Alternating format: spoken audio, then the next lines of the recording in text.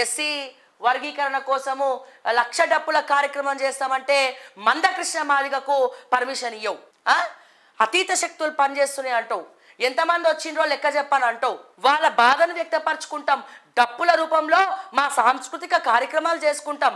హైదరాబాద్ దద్దరిల్లుతుంది, మా బాధను మేము చెప్పుకుంటాం, ఎస్సీ వర్గీకరణ కోసం మేము మాట్లాడుకుంటాం అని చెప్పి మందకృష్ణ మాదిగ గారు మరి పర్మిషన్లు అడిగితే మీరు ఇవ్వరా? ఇంటెలిజెన్స్ తేడా తేడా రిపోర్ట్లు ఇచ్చిందా? తేడా తేడా రిపోర్ట్లు ఇస్తే మరి ఏ రకంగా చూడాలంటారు దీన్ని? పోని బక్కా జడ్సన్ గారు నిరుద్యోగ దీక్ష చేస్తామంటే పర్మిషన్ ఇచ్చినట్టే ఇచ్చి క్యాన్సిల్ చేస్తారు. ఎందుకట? వీళ్ళట సెక్రటేరియట్ మీద పోయి అణుబాంబులు వేస్తారట, వీళ్ళట అసెంబ్లీ మీదకి పోయి బాంబులు వేస్తారట.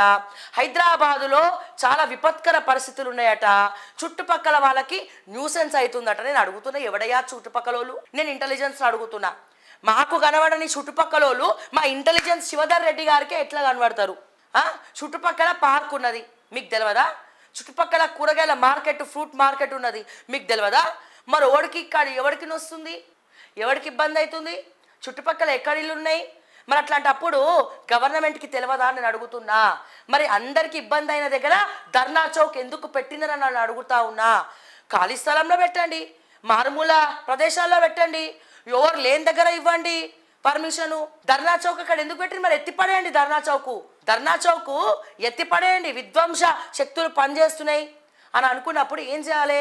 ధర్నా చౌక్ మీరు ఎత్తిపడేయాలి. అసలు ధర్నా చౌకే లేదనాలి. వాళ్ళేమో ధర్నా చౌక్ మొత్తం మూసేసారు. ఎవరు? బీఆర్ఎస్ వాళ్ళు. మీరు ధర్నా చౌక్ మేము మాది ప్రజాస్వామ్యము, మేము ప్రజాస్వామ్యంలో ఉన్నాం, మేము ప్రజలకు అనుకూలంగా ఉన్నాం, ప్రజలకి స్వేచ్ఛావాయులు పీల్చుకుంటున్నారు, ప్రజలు ఊపిరి పీల్చుకుంటున్నారు, ప్రజలు ఊపిరితిత్తులు ఇట్లా బిగబెట్టుకొని కూర్చున్నారు, ప్రజలకు మేము ధర్నా చౌక్ ఇస్తాం, మీరు ఏమన్నా మాట్లాడచ్చు ధర్నా చౌక్లో, మీ బాధలు చెప్పుకోవచ్చు అని చెప్పి ఎందుకు దొంగ నాటకాలు ఆడతారు బాస్? ఎందుకు ఆడతారు బాస్ దొంగ నాటకాలు? ధర్నా చౌక్ ఉన్నది బాధలు చెప్పుకోనికి కాదా? దీక్షలు చేయనికి కాదా? ధర్నాలు చేయనికి కాదా?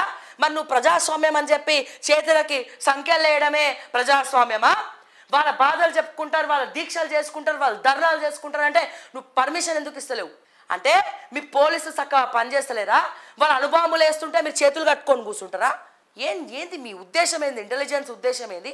మీ పోలీసుల ఉద్దేశం ఏంది? కమాండ్ కంట్రోల్ లాంటి పెద్ద ఇది ఉన్నటువంటి హైదరాబాద్ చెల్లు ఈ 1000 మంది ధర్నా కూర్చుంటే హ్యాండిల్ చేయలేరా? వాళ్ళు ధర్నా చౌక్ నుండి అసెంబ్లీకి పోయి బాంబులు వేస్తుంటే మీరేం చేస్తారండి? ఒకవేళ వేసిండ్రే అనుకుందాం, అసలు ఎవరు కూడా నిరుద్యోగులు వాళ్ళ కష్టాలే వాళ్ళకు ఉన్నాయి, పోయి మళ్ళీ బాంబులు వేసేయంట దుస్థితికి ఇంకా మా తెలంగాణ నిరుద్యోగులు ఎవరు కూడా, తెలంగాణ ప్రజలు ఎవరు కూడా దిగజారలేదు. కొట్లాడి సాధించుకుంటారు. ఎవరు కూడా ఇట్లా బాంబులు వేసాడు? అసలు తెలంగాణలో ఎక్కడన్నా ఫ్యాక్షనిజం అనేది ఏడ్చిందా ఇప్పటిదాకా? ఒకరినొక్కడు చంపుకోవడం ఈ మధ్య కాలంలో నా కర్మ కాకపోతే ఇటువంటి దుస్థితి వస్తూ ఉన్నది. ఈ మధ్య కాలంలో చూడాల్సినటువంటి అవసరం వస్తూ ఉన్నది.